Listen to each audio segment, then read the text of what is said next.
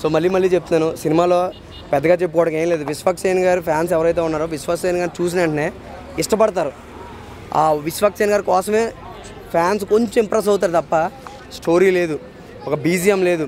Story తిప్పి అదే మంచు కొండలో అటు తీసుకొచ్చారు. చాందిని చౌదరి గారి క్యారెక్టర్ ఫస్ట్లో వస్తారు, మధ్యలో వెళ్ళిపోతారు, మళ్ళీ క్లైమాక్స్లో వస్తారు. ఎందుకు వస్తారో కూడా తెలియదు. సో సినిమాలో పెద్ద ఏం లేదు.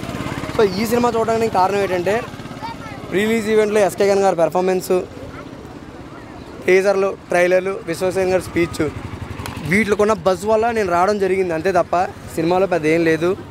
సో డబ్బులు ఎవరో వేస్ట్ చేసుకోవద్దు. మళ్ళీ చెప్తాను, నిజంగా సినిమా ఫ్లాప్ అంతే, ఇంకా అంతమించి ఇంకేం చెప్పలేను. And thank you so much.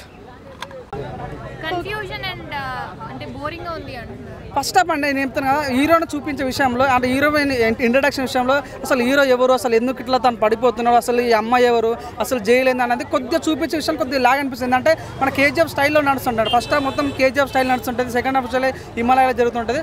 కొత్తగా అనిపించింది నాకైతే, చాలా డిఫరెంట్.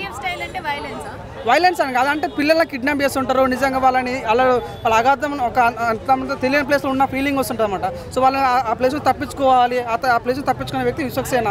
సో దాన్ని వచ్చి ఏం చేస్తాడు, బయటకి ఏం చూపించాడు అనేది సినిమా స్టోరీ. సినిమాలో విశ్వక్సేన్ గారు హైలైట్స్, ఫైట్స్ ఇవన్నీ కాకుండా కొత్తదనం ఏమైనా చూసారా?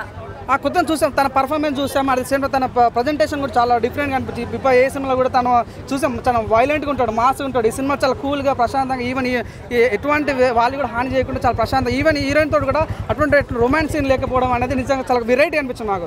రొమాన్స్ సీన్ కానీ కిస్ సీన్ కానీ లేకుండా కొత్త డిఫరెంట్. ఇలాంటి సినిమాస్ కి కూడా రొమాన్స్ ఎక్స్పెక్ట్ చేస్తాను. సో నిజంగా అదే తను చెప్పాడు ఆల్రెడీ, రొమాన్స్ సీన్స్ ఉండవు, కిస్ సీన్స్ ఉండవు, కానీ నిజంగా ఒక ప్యూర్ లవ్ స్టోరీ అని చెప్పుకోవచ్చు. మేకతో ఒక సినిమా కేక అంతే. Please subscribe Pragna media. Please like, share, subscribe to Pragna Media. Pragna Media, please do like, share and subscribe. Please subscribe to Pragna Media. Please like, share and comment if you like the video. Pragna Media.